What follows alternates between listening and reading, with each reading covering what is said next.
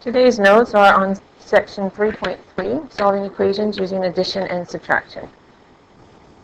You need to know that two equations are equivalent equations if they have the same solutions. Equivalent means equal. Now, if these properties, you can use these properties to write equivalent equations, and these are properties we're going to be using a lot in algebra. The first one is called the addition property of equality. And what that property states is that if adding the same number to each side of an equation produces an equivalent equation. And we can write that in algebra terms. Basically, it's saying if you add something to one side, you have to add it to the other to keep them equal. And what that looks like in algebra is right here in this box.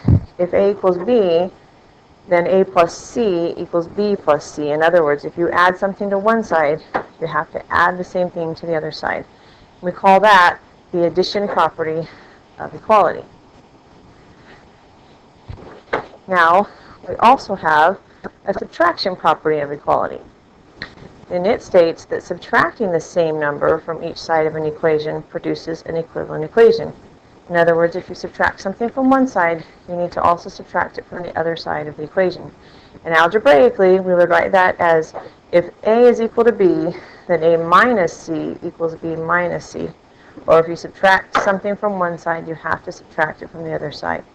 So we practiced those already, and so now we want to put them into practice again. And we went through these steps yesterday. You need to draw a teeter-totter or a railroad tracks, whichever way you want to call it. Then we use our pinky test, and then use addition or subtraction to get the term with the variable alone. So on this first problem, x minus 5 equals negative 1, you're going to first of all draw your teeter-totter. And then pinky test means you're going to cover up the variable. Here's my variable, so we would look and see what's happening to it. And I'm subtracting 5 from it, so I'll go ahead and do the opposite, which would be to add 5. So negative 5 plus 5 is 0. This is gone. And I have my solution. X equals negative 1 plus 5 is 4. Now the last step is to check this. So I will go ahead and check and see if that makes sense. So if I were to put a 4 in for x, does 4 minus 5 actually equal negative 1? And it does. So we are good here. Go ahead and pause your computer, work out the next 3 problems, and turn your computer back on when you're done. Okay, so you should have worked these out. You should make a teeter-totter. Here's my variable, so I pinky test to cover that up. Say what's happening to it. I'm adding 3 halves to it. So the opposite would be then to subtract 3 halves. These are gone. So I just have a z on the left side. And 1 half minus 3 halves is negative 2 halves, which is a negative 1. So I would then have my answer that z equals negative 1. And finally, I would check that by saying, is negative 1 plus 3 halves equal to 1 half? And it is. So we have it checked. Okay, so here we have w plus 13.2 equals 10.4. I would go ahead and draw my railroad tracks. And I would find my variable, which is a w. Cover that up. That's my pinky test. Say what's happening to it. I'm adding 13.2 to it, so I would want to subtract 13.2 from each side. And when I take 10.4 and subtract 13.2 from it, I get negative 2.8. And on this side, these are gone. So w equals negative 2.8. You can check it. Negative 2.8 plus 13.2 does indeed equal 10.4. And you could check that with your calculator as well. And finally, make my railroad tracks. Here's my variable. What's happening to it? It's subtracting 5 6. So I'm going to add 5 6. And this is gone here, and I just have an x. Conveniently, I have like terms, so I get 4 6, which reduces to 2/3. X equals 2/3, which we could check. Does 2/3 or 4 6 in its non-reduced term minus 5 6 equal negative 1 6? And it does. So we have checked that. So that's working with your addition and subtraction properties of equality. Now, let's look at a word problem with this. It says a company has a profit. Now, profit means they made money of $750 this week, and this profit is $900 more than the profit last week. So it says, what is the equation? What equation can be used to find P? We're going to look at this sentence here. This profit is 900 more than the profit last week. This profit is referring to my 750. So we're really saying the profit this week is 900 more than the profit last week. Well, the profit this week, we know that. What was the profit this week?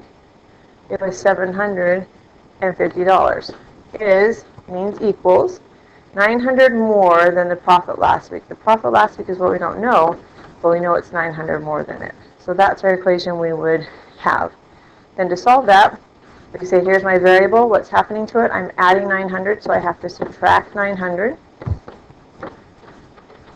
And this is gone, so my profit last week is going to be negative 150. So they had a negative profit the week before.